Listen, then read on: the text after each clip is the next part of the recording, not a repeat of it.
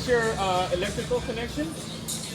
You're going to have a cable similar to this one. Okay. By the way, we're going to start the thing. You want to start filming? Yes, yes. All right, cool. So, you're going to have a connection similar to this one. Obviously, a brand new cable, not a old messed up one. So, you're going to have a 50 amp cable. Okay, the 50 amp cable you're going to connect to either a building or the generator. Doesn't matter which way you connect it as long as it's 50 amp. Okay? Now, if you connect to a building, you're basically plug and play. Okay? You connect it to the building, you connect it to your trailer, and everything turns on. So like right now, it gets connected and disconnected, and everything turns off, turns on, no problem. Okay? The only thing I would advise you, but you're going to be in one whole place for you're going to Yes, do it yes, around, so yes. just make sure you have a 50 amp breaker, nothing more than that, because if you connect it to a more powerful breaker, you're going to overheat the cable, you cause a fire in your unit, or damage your building. Okay. Now, 50 amp. yes. Now, if it's less than 50 amp, you're just not going to power the trailer, and you're going to be tripping that breaker the whole time. Okay. Okay? Okay. So 50 amp, connected, plug and play, you're good to go. In the event that you decide, you know what, I want to have a generator just for safety in case, power goes out or something of that nature. As long as the generator has a 50 amp plug, you have enough power in the generator, you're good to go. The one thing is the process to turn it on, okay? Like I said, for the building, plug it, you're good. Okay. For a generator, you have to turn off all the breakers. You have to turn on the generator, let it run for a couple minutes.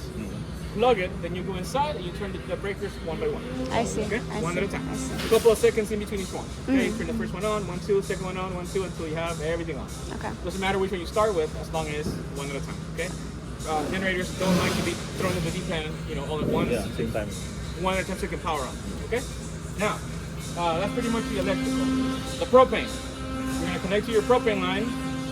I don't know what kind of fitting or valves you're going to have, so once you get the installation, they'll tell you how to open it and close it. On this end, you have an external shut-off valve right here.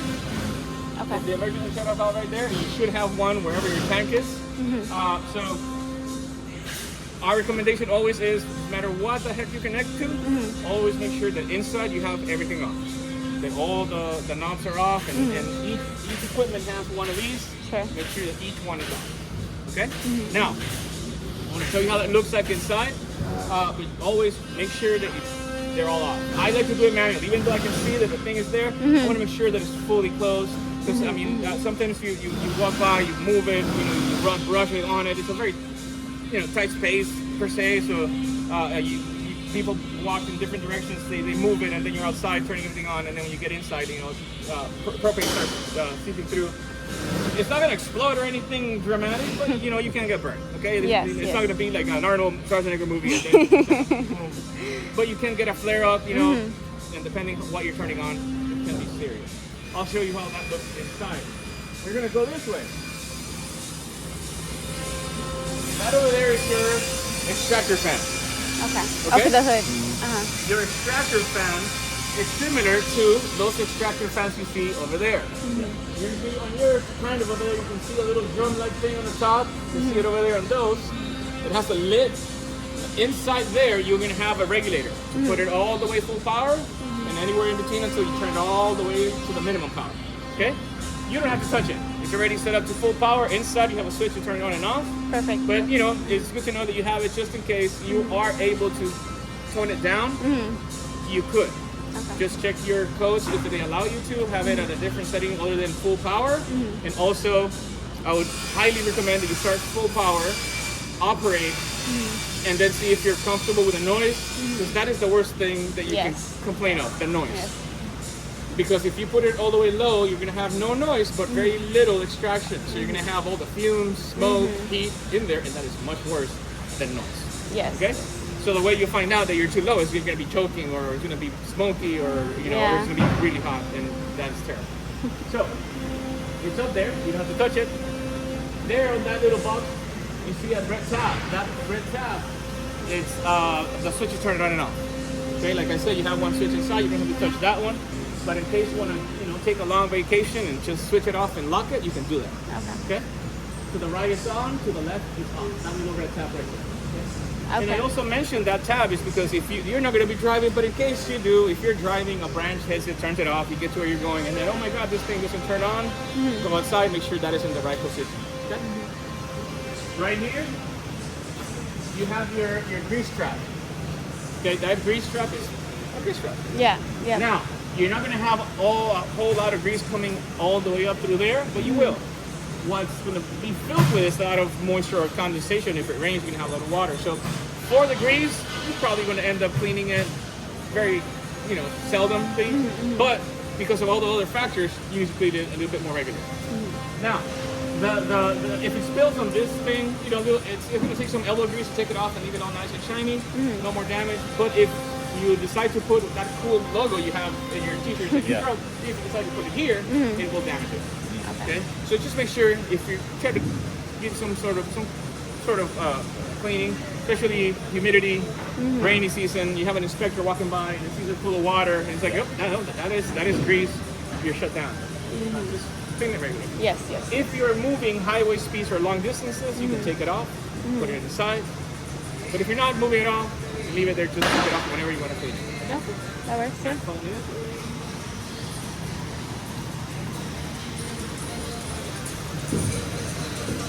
Come on in. Come on, baby. Awesome. My goodness. All right. Now, keep in mind, we just turned the AC on, so it does get cold. Right here's your breaker box. Right here's your breaker box with everything attached to it. Everything connected to it. And here you have your breakers. To the inside, everything is on. To the outside, everything is off. Okay? So you don't have to touch it at all unless you're connected to a place that you don't want to have all the breakers on and just leave the refrigeration on. Make sure you can find the refrigeration equipment and turn the rest off so you can leave this on during the night and nothing else. Okay? Your breaker box is connected to everything inside this unit. The plugs and the switches, they all run individually. Okay? They run up the wall to the channel to the breaker box individually. So if you trip a plug all the way over there, that's the only one that's going to trip. If you trip this one, that's the only one that's going to trip. Okay? You just reset it, make sure it's in the right position of the breaker, and you should be fine. Okay? Obviously, this 20 amp plugs, try not to go crazy connecting things, putting those extenders, adapters with like 20,000 things. Yeah. Everything adds up to the plugs. Just distribute your plugs and your plugging wisely. So right here you see they're all GF5 plugs, so they're all ready to be installed inside where there's humidity, not near the thing, but we put it all over the gun. Okay? You have switches. The sink is always in this position. It throws me off. The sink right here. You have your water tank and your water pump underneath the sink. So you have your water tank, your water heater, your water pump, and then you have no tank because y'all say you're going to be connected straight to the thing. Yes. So you connect straight to the thing. Evan? Yeah. Can you just connect to the water outside? Yeah. Yeah. So you're going to be connected, you can plug it, I'll show you where the water is on the outside. Just plug it and everything runs, everything works fine. You have a water pump. Okay? Now, right here, let me show you where it is. So you don't have a water pump, you have a water heater because you're connected to this thing. So what happens is, when you're connected to the water heater, you can turn it off and turn it off from right there, or you can turn it on and turn it off from right there. Okay? Now, I would leave it at a hot setting, and then leave it there and just turn it on and turn it off right there if you need it. But since you don't have a pump or anything that can get damaged, and you have water as long as you have water connected and flowing to it, it's okay. Okay? We highly advise you that if you're not connected to the water, or if your water tank that you have is empty, don't run it dry because you will burn the resistance. You can damage the equipment. Okay? So turn it on, turn it off right there. All right? The whole system works with that same situation right there. Okay, you have two plugs underneath there. That thing is connected to one. And then you have all the extra plugs that you guys have ordered around distributed to your trailer. One for each electrical equipment. Do not plug more than one electrical refrigerated equipment. I'm sorry, not electrical equipment. Refrigerated equipment to the plugs because you will overload it. Okay? It's going to be pretty hard because this is pretty much isolated, but okay. All your equipment right here. All your equipment right here is working, and it has all the little trays. These are the results for the outside lights. I'll show you that in a minute. Right here you have your doors and your accessories inside. Yeah. Doors and accessories inside. You see Now, this contraption right here, here's your instructions, does not have locks. So I recommend, you're not going to be moving. No, no. So yeah, you don't need magnets or anything to keep it locked. Yeah, But, yeah. you know, if you ever do, those little magnets that stick to these little things and then keep it from opening. Stuff you have inside moves around and then it falls off. Yep. Same thing with this one. Connected right here. There's your instructions right there. Make sure you take off. Sorry for sounding that. Make sure you take off the silicone thing right here because that is for moisture and what's it called? Yeah, moisture. So you don't get any buildup right there. Take it off. You don't want that with your food. Do make sure you clean it. All your refrigeration. You guys you live here or from here, and you know how Yes. humid it is. Yes. And when you use this inside this metal contraption, this thing will get moldy if you don't clean it. Okay. Now, I'm not going to say that it's going to be dramatic, but just to let you know that you do have to maintain it. Right. That is there for right now that it's empty. You can get baking soda, whatever products they use nowadays, and then just put it in there so you can avoid all that buildup. Your refrigerator here, same thing. You have that little moisture thing right there, the accessories right here. You have a key. You have keys to lock this contraption. Oh, that's awesome. That's good. It is the only one that locks. For some reason that I have not been able to figure out because they don't tell me, the manufacturers, only the tall fridge lock. These don't lock. They figure that nothing's going to fall out. But if you have heavy containers and the trigger moves, Yeah, it'll push you right open. it'll Yeah. push it open. Yeah, absolutely. So here you have your accessories again, Yep. and everything is fully complete. Shelves. You have shelves. Panjang ya. Oh. I need more longer. Apa lapang sini? Shell ini. Oh, atas? Yeah. Oh yeah, nanti kasi he was wondering the shelves. We did have those, aren't they? Like whenever we do review it to put on the shelves. So I did order a lot of extra shelves to put Yeah, up. so the shelves we installed in the day of pickup, so right Yes. now you're going to just know Yeah. where you want them. The reason we do that way is because if you don't like them where they are, we want to make sure the height. We don't Oh, yeah. we don't want to assume that everything. Yeah. I have clients that come here, super tall people, and we install the shelves, and then the person that's actually been working on the table, it's over here, and then they can't reach, or vice Yeah, versa. yeah, They yeah, have a yeah, thing yeah. like right there, and they're like, dude, what the hell? So, and once you drill holes in this thing, they're there. Like you can't potty them. So you want to make sure that you let us know. Right now, you let us know just where I want them, and we'll just put them all there.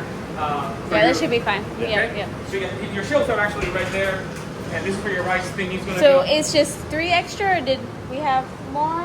This three are right now, or we're gonna measure. Okay. Then we'll install. Okay, okay. I was Okay. just checking if there's Yeah. other ones. Okay. Now, we're gonna go through the fire suppression system now. Sorry about that, man. You can stay right here so I can actually show you. All this thing right here is your fire suppression system. That is your pull station. Okay? Your fire suppression system is all this you see here, all of those tubings, the wires, all the cables are part of the fire suppression system. And that little box right there, please do not touch, manipulate your fire suppression system. Get somebody that has a license to do so. This is purchased, installed, under license. Okay? That means that little tag right there has the name of the person and the license number who installed it.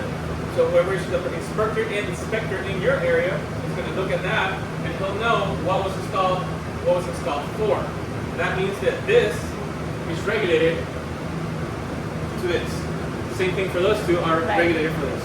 The rice cooker doesn't need a fire suppression system per their recommendation.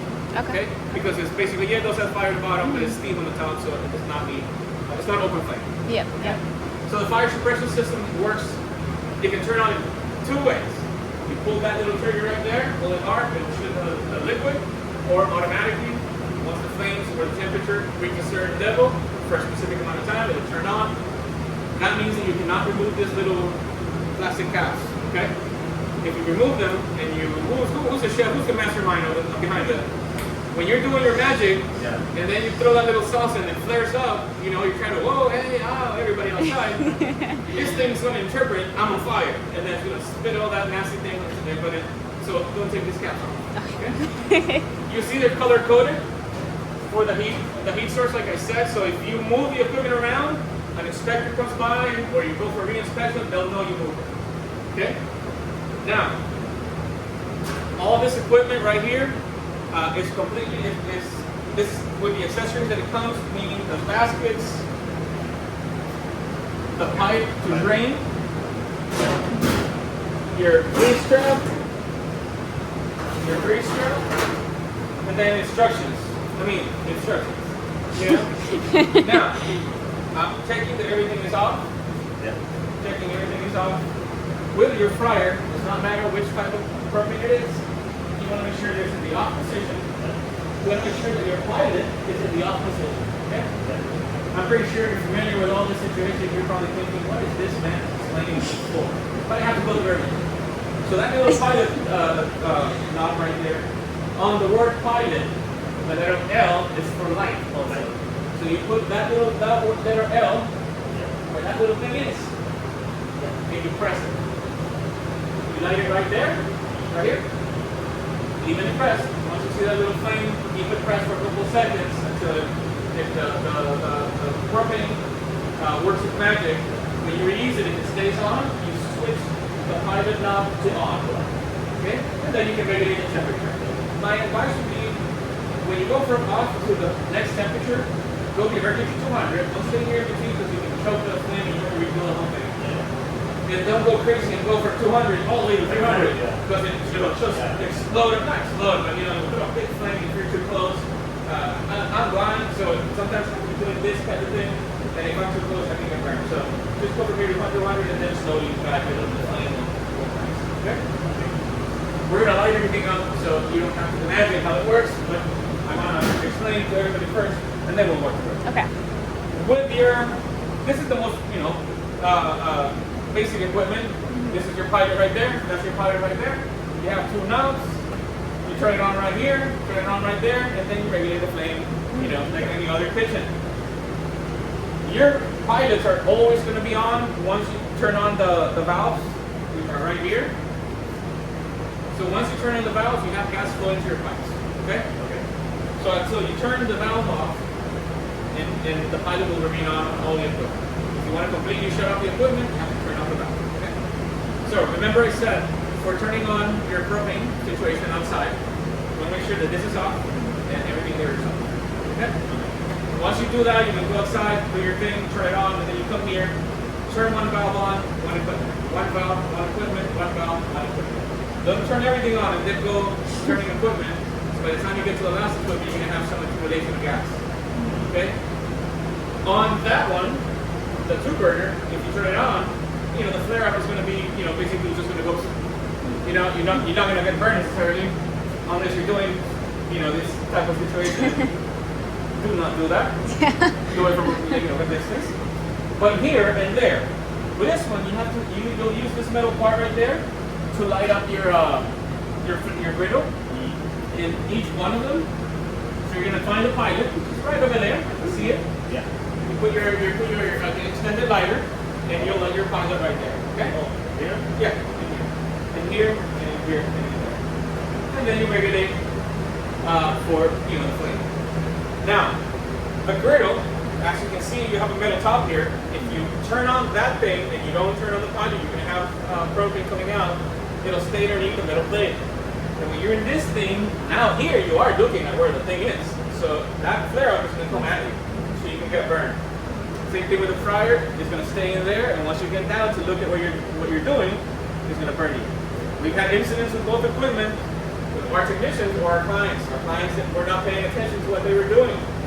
And one of them got burned with the fryer. One of our technicians, he kind of got lazy. And it was like, I already know what I'm doing, blah, blah, blah, blah. Didn't realize that one of these things was offset.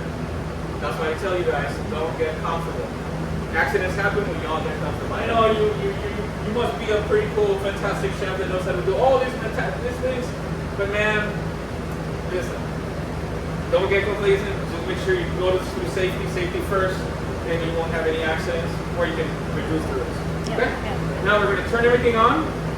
The one last thing, you can regulate the flame of these two equipment with this little pieces right there. Oh, yeah. You grab a little flathead screw, turn to the left, more bigger pilot flame, turn to the right, lower pilot flame. So right now, when my associate comes in, we'll turn it on. Most likely we'll be on the lower end of the flame. We will regulate it for you you guys see, and then you adjust it to whichever way you guys want to. Once you get up and going, and then you figure out where your sweet spot is. You're going to be connected to a big tank, so you're going to have a lot of freedom with the propane because you have more than just when you're out in the middle of where you have that vents. Right. That's all the tank you have. You need to know where to keep your brake. Okay. All right. Cool. Make sure that you take this tape off and you clear your griddle before you turn this on, and not burn the whole thing with plastic. Okay. This is your filter. This is your filter. This is your grease gutter. Over there is your grease trap. That one you will need to clean regularly. Okay? Yeah. Because if you don't clean this whole situation right here and that one, you're gonna have a clog right here. This thing has to do the holes right here. Grease gets hard when it gets cold, and then you have the grease coming out. You won't even notice it until you start seeing yellow spots, a lot of smoke, and all that nastiness. And by that time, you'll need a really, really thorough clean. Okay? Same thing with the fryer. Don't move your unit with grease. You're not going to be moving it. I know. But then if you decide to, you'll be like, this fool never told us anything. Empty it. Drain it. Don't travel. That maximum minimum thing is for cooking, not for travel. Okay? You can put a lid on it, like a song. But you don't notice grease coming out. And grease can go through like crevices, like in your car, your engine. It's like the pistons right in the middle of spaces, like this big. Right. And the oil goes through. You won't see it until you see burnouts, until you see yellow stains, especially when you see a lot of smoke coming out. When you turn it on, it's like the fire's coming at you aggressively. Most likely oil spilled and went in somewhere. Okay? Don't freak out. These are your filters. Take your filters off. Do it like so. Putting them here. Take the ones on the sides, put them to the middle, and take them off like I just did, and then put it back in the same order that you take them off. That is part of your fire suppression system. Do not pull it. That's basically like pulling the trigger over there. Yeah. And that is that's the sensor that I was telling you when it turns on automatically. I guess I should say there's a third way of turning on your fire suppression system, and that is by mistake. Don't pull those things. Don't manipulate that either. This is part of the fire suppression system. So this little thing is a pin. So if the fire suppression system goes on, hopefully it will never happen. But if it does go on, it will disconnect. It will cut the gas to reaching your equipment. So no more propane will be coming through. That doesn't mean that you don't have to turn it off wherever you're connected to. You still have to go and turn that off. Right. Okay. All right. Cool. Now, it's right here. This is your extractor. You turn off the AC so you can actually. Alright. So this is your extractor fan. Your extractor is pretty strong. That is normal. It's supposed to be that way. Remember I explained to you. You can regulate it upstairs, but you want to start high and then go low. Now open that window, crack it open a little bit, whichever is high. Which side is it? To this side. Just pull it. Yeah. Huh? Okay. Oh, on that side. That is your extractor. Oh, wow. Good Okay? deal. So now that it's open, I will be able to open the doors.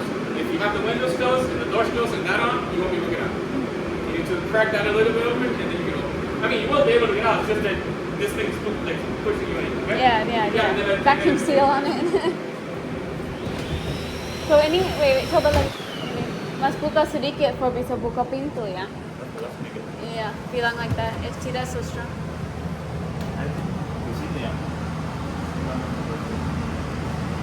That open like the main or This one.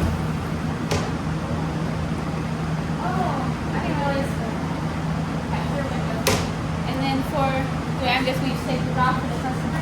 Oh, okay. When you're operating, you will need to have it closed. I think Right. sebelah sini aja. Kamu asking di sini. Yeah, this is cashier, the Yeah. register. Yeah. And then If you just want bayar to open di in the sini middle. and then you just kasih ke sana. Udah selesai. Okay. Packing it. Yeah, that's good. Nice. That's So now- fancy than the old one we worked in. Well, this is the thing. We like used to it. we have three types of windows. This one, a smaller window that opens in the middle, and then a window the same size that opens in the middle. But right now, the way things are, there are some materials that we cannot find anywhere. That's part of the reason that our delays are driving us crazy. Because